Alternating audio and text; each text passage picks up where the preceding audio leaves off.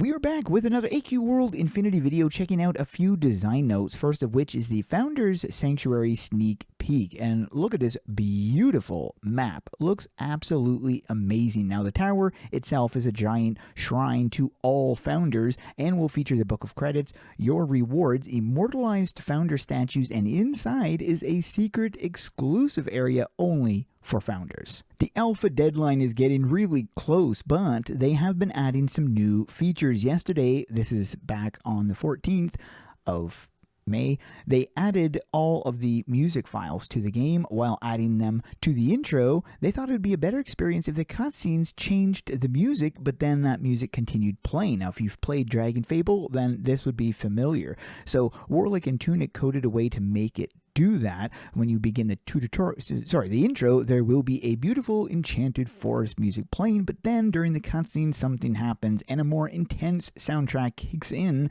as you go to save the day. Get a look at the undead staff. This is the undead Moglin staff, which looks absolutely amazing. Now, this is the third weapon from the live drop with Dej. Kudos to Snow for flashing this pure nightmare fuel weapon. But look at that. That is so creepy, and the animations on that look even crazier. We will call him Cuddles. In case your gas tank was getting low, here is some more nightmare fuel. The pets will be animated in the original AQ world before they will be in Infinity, and this is a look at that terrifying creature. In case you guys are wondering about the size of this thing, the concept art does show it being a rather large pet. Woohoo! Feeling pretty good about the current version of Infinity's intro. The music flows nice. I put in a joke that I always wanted in the original version of the game, also wanted a fun and easy decipherable draconic language for that giant dragon to speak in. That is awesome. So we can finally figure out what the dragon was actually saying. At the start of the day, was trying to solve how to properly make the cutscene with Gravelin and Zorbak play gracefully after you start the game. I had divine inspiration and created a new system called Action Variables. It worked like a charm. Short version, good for making dungeons, interactive content, and this is gonna make creating mini games so easy and fun. As I was wrapping up, started adding quality of life features like the ability to rewatch cutscenes on Twilly. This should be the standard for all of our sagas, and that is actually nice, being able to revisit old cutscenes.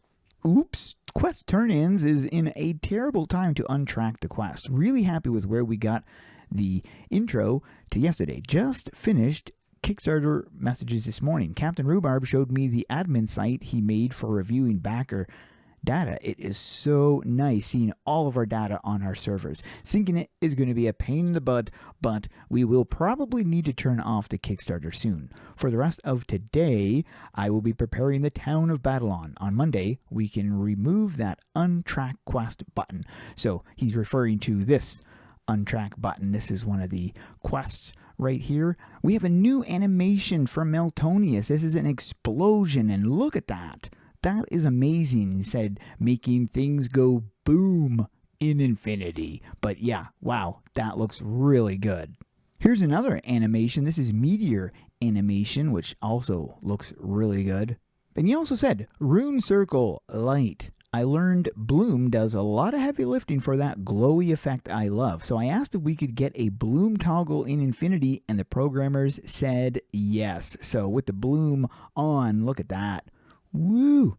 That is gorgeous. Now, I don't know if that is pushing it to the cap, but yeah, that looks great. Here's another one, Rune Circle Chaos. This one was a little chaotic to make. And then you get an image of Niveria, but look at the animations though. Playing with Rune Circle effects, fire. Want something like this for your character? I think everyone would. This is like replacing the ground runes that we have in a good way. Another post here. I love this effect in games, and building it myself was satisfying, but also a nightmare. Infinity can't run it yet. The rendering pipeline needs an upgrade. Hope that upgrade doesn't nuke half the project. And then showcases this so you can see the transition between these. But yeah, that's crazy. I already showed this one earlier, but I mean, I'm just going to show it again. This is the Octo Bear learning to do some fun particle visual effects stuff in Unity. And this was, of course, the first touch added. But yeah, I mean, it looks great. Reminder, of course, we do have another pet that will be coming as well. This thing is absolutely adorable. So you can see the animations right here in this GIF. And I mean, that is just a cute little thing. I love the Infinity shoes.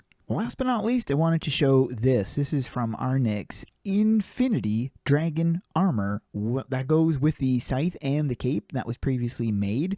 And if you guys remember the wings as well. But yeah, look at this armor. Isn't that amazing? I can't wait for that to hit the game. Not sure yet how it's going to hit the game, but we'll have to wait and see. But that is it for this one. Hope you guys enjoyed. Thanks for watching and keep those swords swinging.